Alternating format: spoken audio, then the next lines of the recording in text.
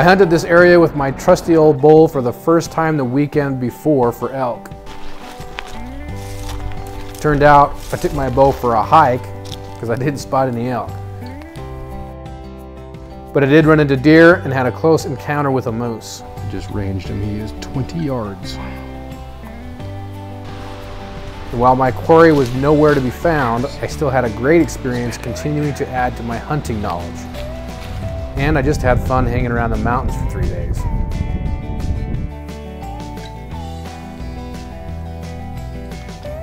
This time, my oldest son came along.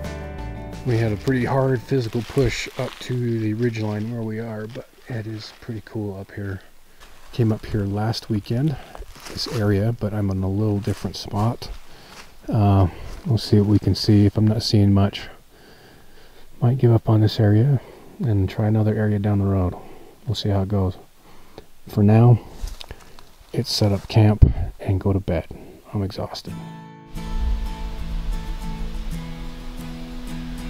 We rolled out of our hammocks, still tired from the hike in the night before, and we found a good glassing spot.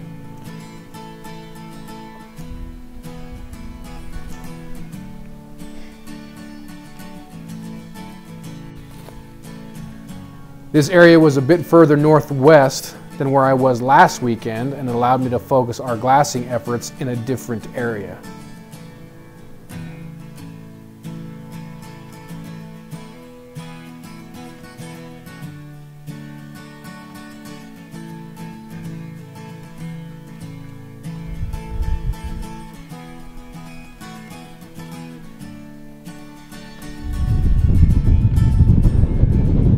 We have been glassing morning and into the afternoon. It's now lunchtime and we've seen some moose. That's about it, so it's been pretty slow.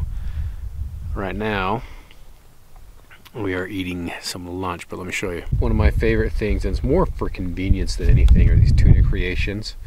But I like, normally what I've done is the plain tuna and then we bring up some lemon pepper, add that in there, and oh man, that's good when you're hungry. But I found these. So you got bacon ranch, sweet and spicy, hickory smoked, hot buffalo style, and then I got some tortillas. Main thing again is you don't need water, so you know, you're conserving water up in this area because the water that we have, you have to go down there to get it. What did you try? The smoked hickory smoked? Yeah, the hickory smoked. Pretty good. Yep. Done with the bacon, the ranch, and the hot buffalo style. Now moving on to the sweet and spicy. A little underwhelmed, to be honest with you.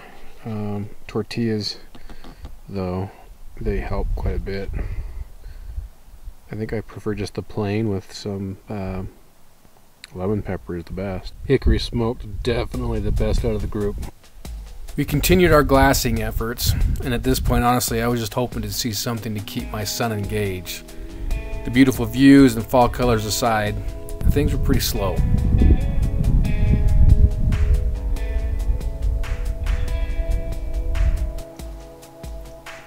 So we headed back to the hammocks for an afternoon nap, and if there's an official elk hunting manual out there, I'm sure it has nap taking as one of the necessary steps to a successful elk hunt.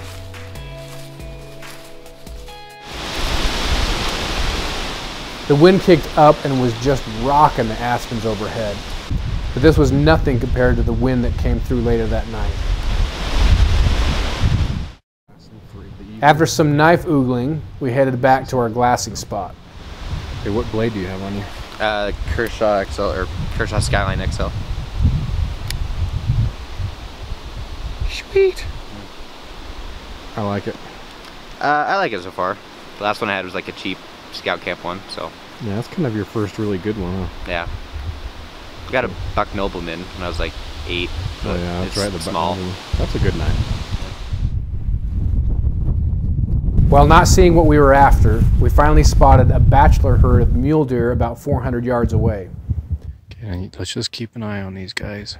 If we're not going to see any elk, then I want to watch where they go, what they do, what is their behavior, and learn. Looks like that front one's the biggest, at least from what I've seen. Can you see the antlers? Mm-hmm. Can you see what points there? He's Is he a 3-point? He might be a 3-point. See how they're not super aggressive, but they're now in the rut. Ooh, man, they can get mean. It's fun to watch.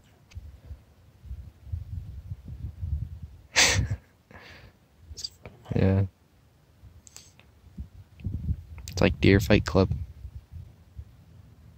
And we glassed up multiple moose on the opposite side of the valley.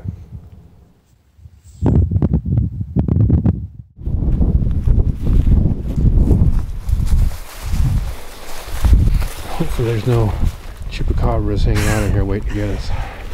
Chupacabra, Sasquatch. After our elkless glassing, we headed back and ran into some mountain chicken. Grouse. I should shoot one up with my bow and we can have chicken dinner tonight. I would, but my broadhead would destroy them. I need to get some small game heads.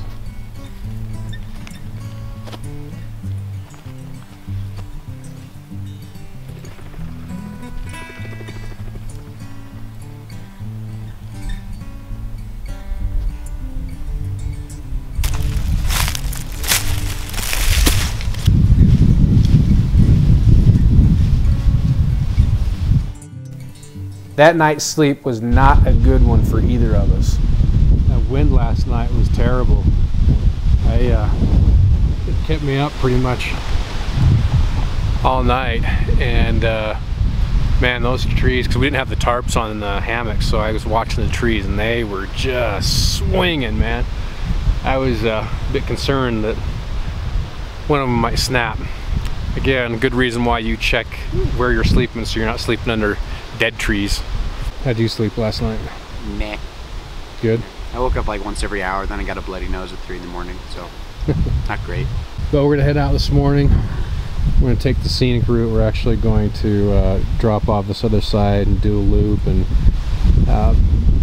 just play around, see what we can see.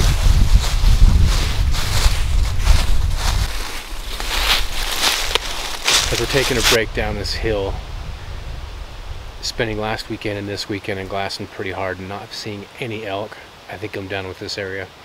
So I might have to try something new, but I'll have to evaluate how that's going to happen with, I've got some family vacations coming up to Montana, some other things, so we'll have to reevaluate. But hopefully we'll run into something or see something cool on the way out. This is what I was talking about last night. So this is the trail. And that is all from the windstorm last night, so pretty interesting one. It was blowing pretty good.